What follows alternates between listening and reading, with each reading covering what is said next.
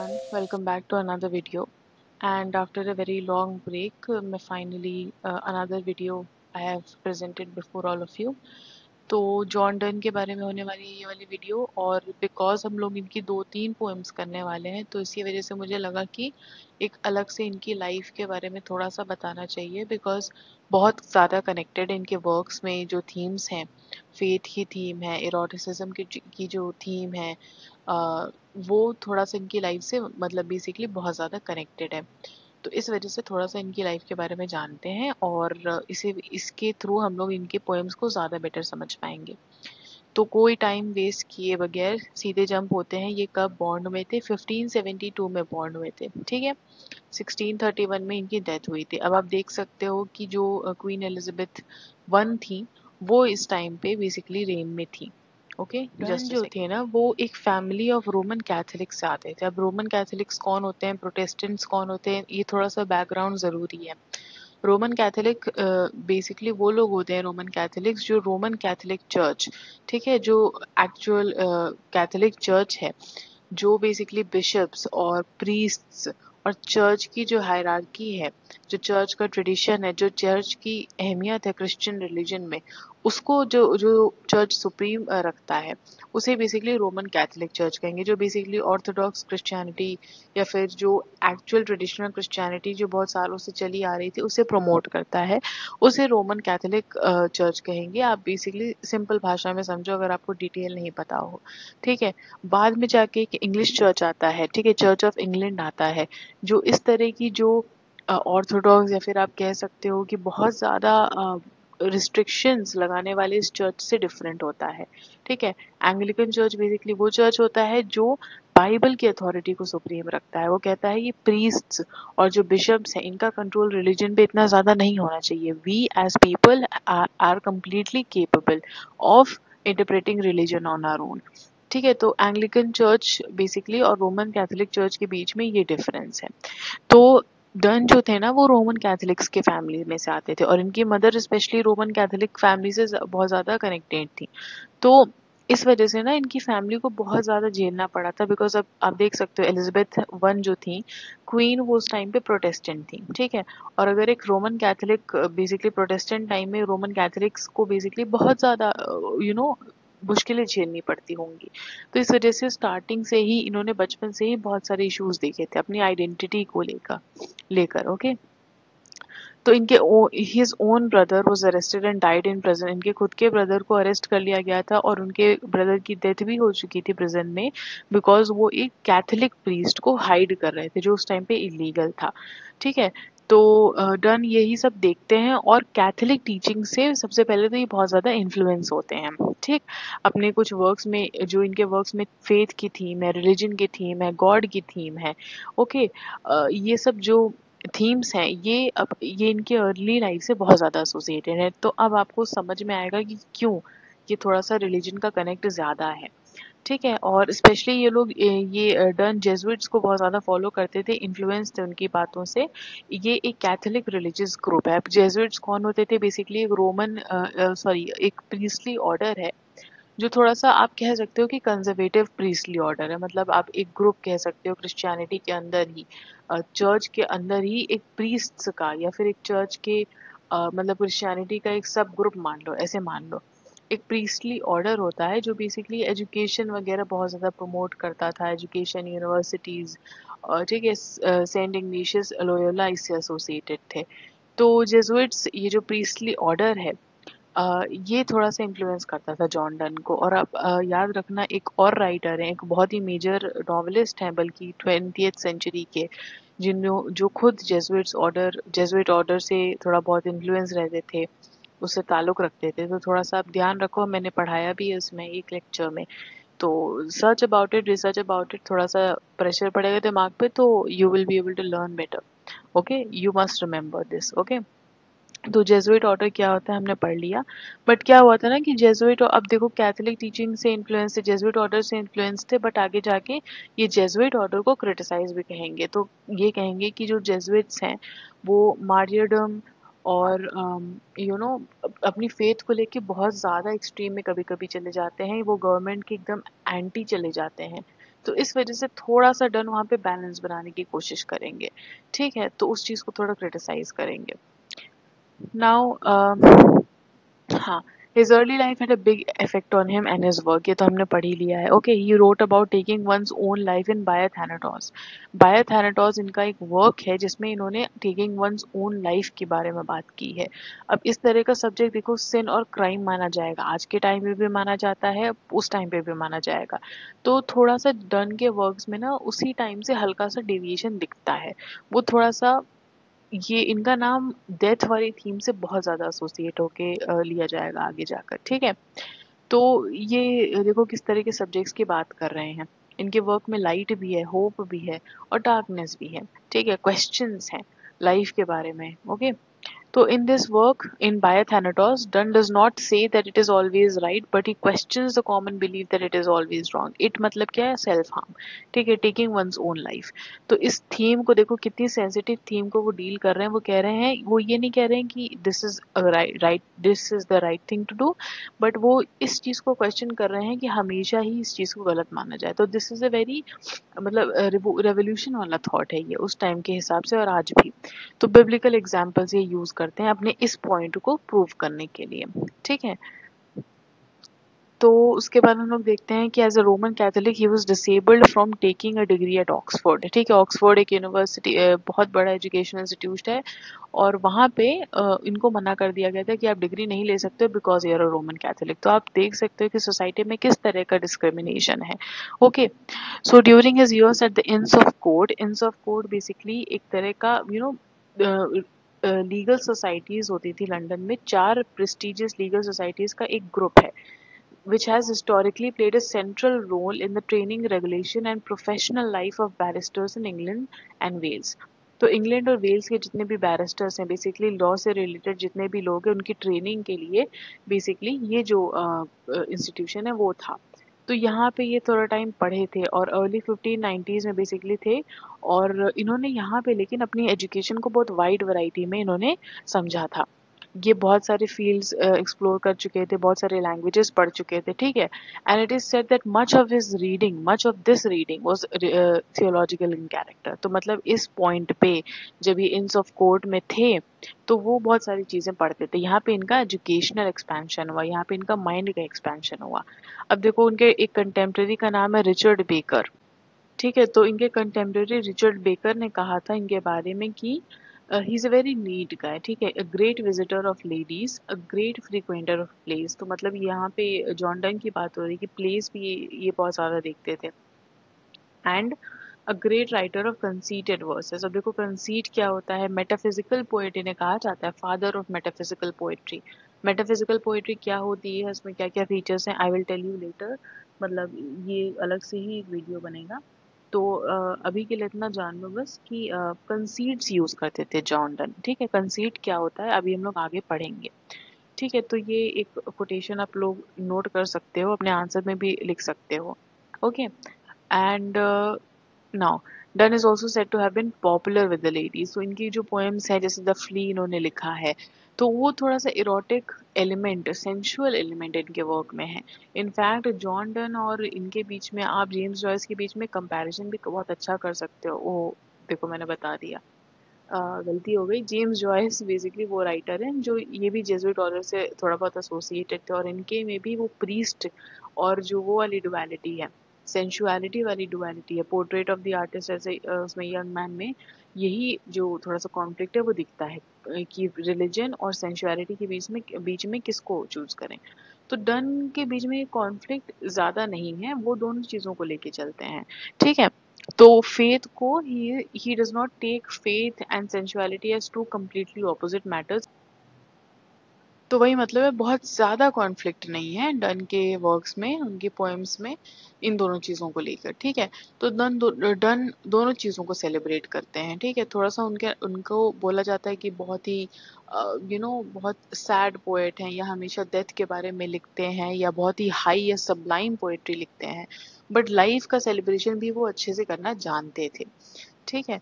तो अब next slide पे आते हैं। देखो, done also travelled in Italy and Spain, तो इन्होंने भी ट्रैवल किया है। बहुत सारे राइटर्स में ये आप सिमिलैरिटी देखोगे ट्रैवल वाली, ठीक है।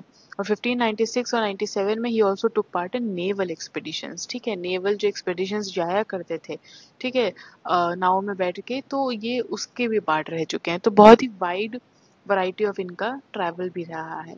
तो अब यहाँ पे मेन बात यहाँ पे ये आती है कि बेसिकली एन मोर, ये एक basically sir Thomas Egerton, I think, अगर मैं नाम अच्छे से याद कर रही हूँ, उनके यहाँ ये कुछ काम करते थे। तो वहाँ पे उनकी नीस थी एन मोर, जिनके फादर का नाम जॉर्ज मोर था। तो एन मोर से बेसिकली इन्हें प्यार हो जाता है और ये दोनों शादी कर लेते हैं, बट इनके फादर को, एन मोर के फादर को, ये पसंद नहीं आता है ये वाला जोड़ा। तो he really tries to make it difficult for this couple. तो इस वजह से इनकी मैरिड लाइफ ना थोड़ी सी ट्रबल्ड रही इनके फादर और इन लॉ की वजह से, डन की।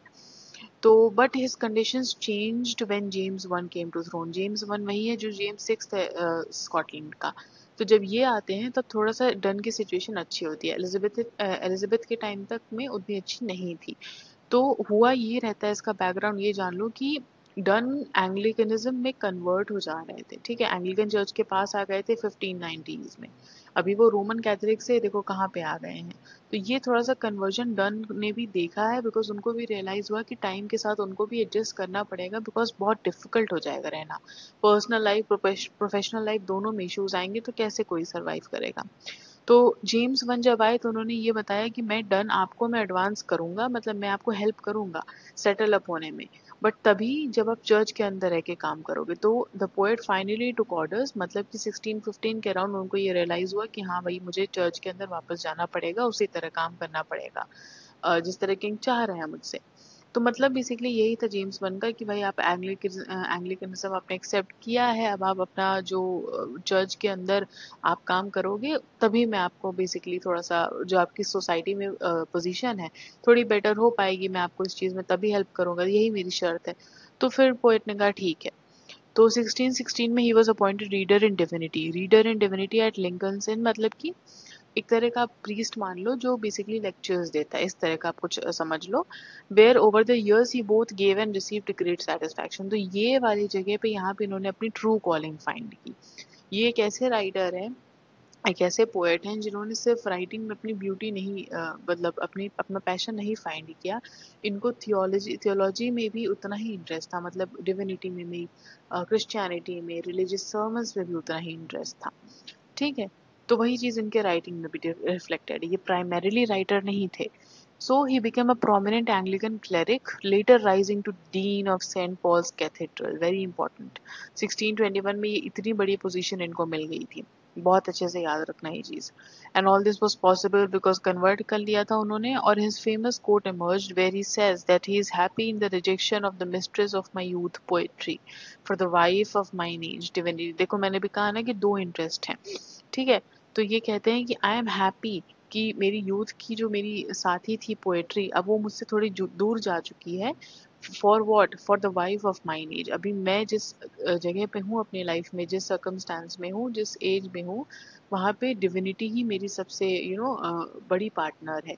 और मुझे कोई दुख नहीं कि पोएट्री मुझसे थोड़ी दूर छूट चुकी है, ठीक है। तो ये उनका थोड़ा सा कहना था। His sermons are often personal, full of reflections of family anxieties. Very important. इनके लाइफ में बहुत सारी चीजें हुई। Death of his daughter, a son missing in action, his own departure abroad in 1619. तो ये सब चीजें जब हो रही थी तो इनके sermons में भी ये चीजें दिखेंगी। पर्सनल जो कॉन्फ्लिक्ट है वो दिखेगा, रिफ्लेक्शंस दिखेंगी, फैमिली की एंजाइटीज दिखेंगी, रिमोर्स फॉर पास्ट सिंस। अब पास्ट सिंस बहुत सारी चीजें हो सकते हैं। फॉर एग्जाम्पल आप ये भी देख सकते हो कि अपनी फेथ को अबैंडन करना, कन्वर्ट होना, ये भी एक पास्ट सिन है।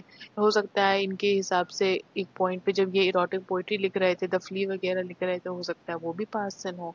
तो सब्जेक्टिव है। अब आप टाइमलाइन के हिसाब से देख सकते हो कि मतलब कौन सा वर्क कब लिखा गया and everything.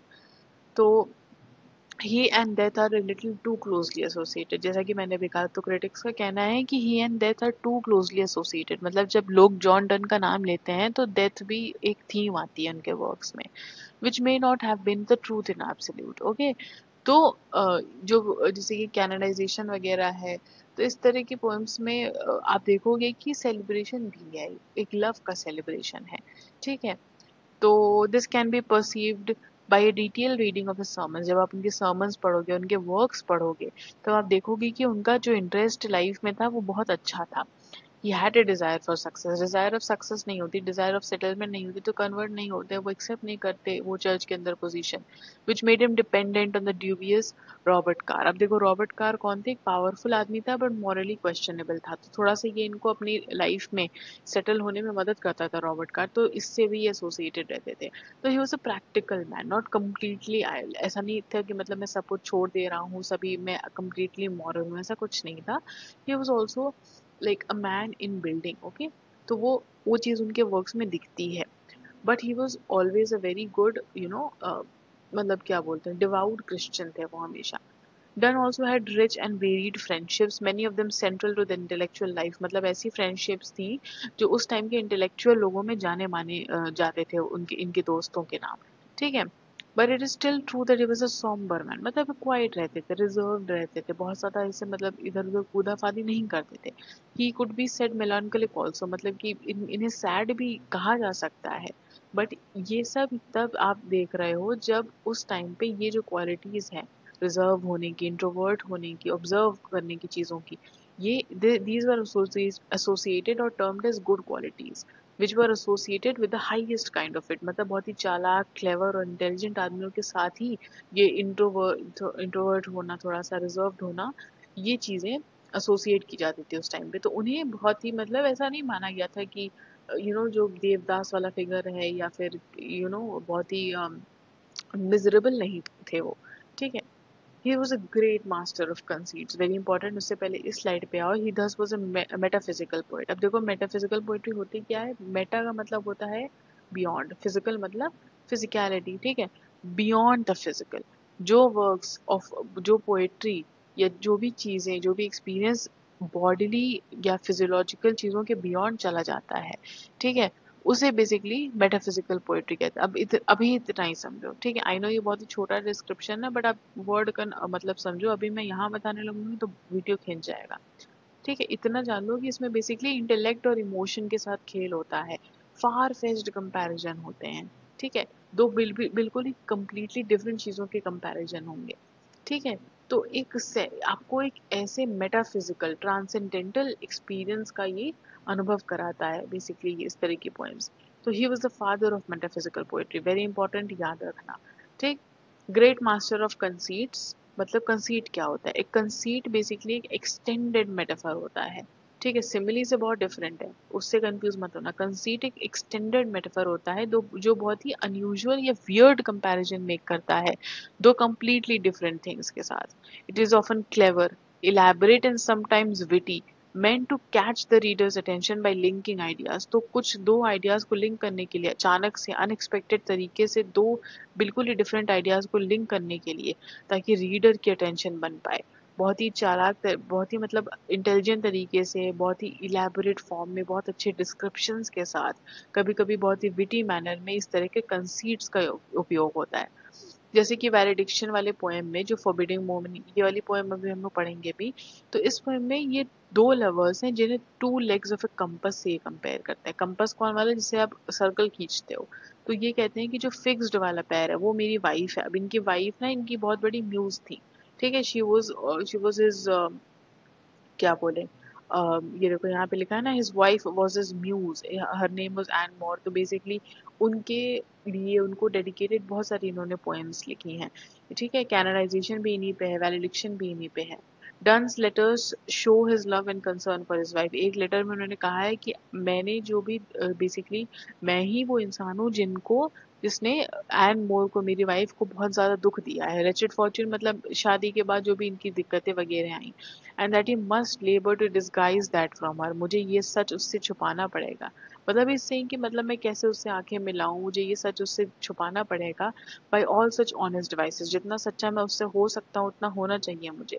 As giving her my company, उसके साथ हमेशा रहूं एंड उसके साथ हमेशा बेसिकली सच्चा आदमी बनकर रहूं, ठीक है। तो ये बेसिकली उनका कहना है उनके अपनी वाइफ के लिए।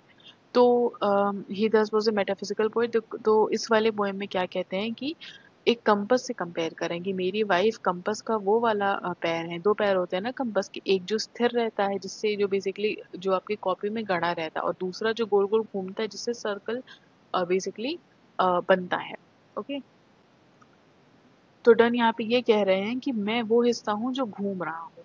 I am not stable, I completely I roam around. देखो वो ट्रैवल वगैरह जो भी करते थे, ठीक है, उससे भी एसोसिएट कर सकते हो। ही सेइंग कि मतलब यू नो मेरे इतने सारे यू नो ऑक्यूपेंसीज है लाइफ में, तो आई एम रोमिंग कंटिन्यूअसली, मुझे इधर से उधर जाना पड़ता है। बट मेरी जो फाउंडेशन है, जो मेरा बेस है लाइफ में, वो मेरी वाइफ है, because she is the one जो शी रिमेन स्टिल। वो एक जगह स्टिल है, वो एक जगह फाउंडेशन की तरह बैठी हैं, और उनकी स्ट्रेंथ, उनसे जो ड्राइव होती है स्ट्रेंथ, उस स्ट्रेंथ के थ्रू मैं बेसिकली ये सब चीज़ें कर पा रहा हूँ जो आज मैं कर पा रहा हूँ। ठीक है, मैं लौट के उन्हीं के पास आऊँगा।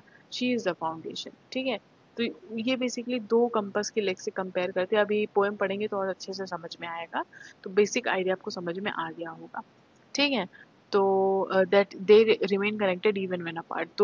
एक कंपास तो एक ही है ना, दोनों लोग एक जगह जुड़े हुए हैं, तो भले ही दोनों लोग कितने भी दूर जाएं, वो वापस आ ही जाएंगे। ये बेसिकली उनका कहना है कि हम लोग अलग होके भी बेसिकली जुड़े हुए हैं। तो देखो ये कंसीट होता है कि आप किसी लेग्स ऑफ ए कंपास से कैसे कंपेयर कर सकते हो। ठीक है, दो लवर्स को। एक ऐसा टाइम था जब डैफोडिल्स लिख रहे थे William Wordsworth. Okay, he's talking about just such a beautiful imagery, and he's comparing two lovers to a compass. तो इसी को conceit कहते हैं, इसी को beyond the physical experience कहा जाता है। विलियम वर्ड्सवर्थ डैफोडिल्स के बारे में लिख रहे हैं, but he is writing about, Dunn is writing about which you and I cannot even experience ever, cannot even think. इसी वजह से टी एस एलियट कहते हैं उनके बारे में, that a thought to John Donne was an experience. Whatever we are able to think, हम लोग जो चीज़ें जहाँ पे हमारी सोच शुरू होती है वहाँ पे इनकी सोच खत्म हो जाती है, and that one thought could basically give to him an entire experience। वो एक थॉट के ऊपर पूरा का पूरा एक्सपीरियंस रचित कर सकते हैं। ठीक है, तो ये चीज़ें हमने अभी देख ली। अब देखो ये वाला बैकग्राउंड थोड़ा सा मैंने यहाँ पे लिखा हुआ है, हम लोग इसी पोएम को पढ़ेंगे, द कैनोनाइजेशन। ठीक है, सर थॉमस ईगर्टन वही थे, Lord keeper of the great seal and everything, ये सब नेक्स्ट वाले उसमें पढ़ेंगे हम लोग। तो I think that would be it for this video. छोटा सा वीडियो था बट इम्पॉर्टेंट था, बिकॉज आगे वाले पोएम्स में बहुत काम आएगा जब हम लोग आएंगे। So wait for the next video coming very soon, and until then keep studying, keep revising and take care. ये वाला पॉइंट मैं भूल गई थी कि यहाँ पे आप देख सकते हो कि जो even after being an amazing poet, none of Donne's poetry was published during his lifetime।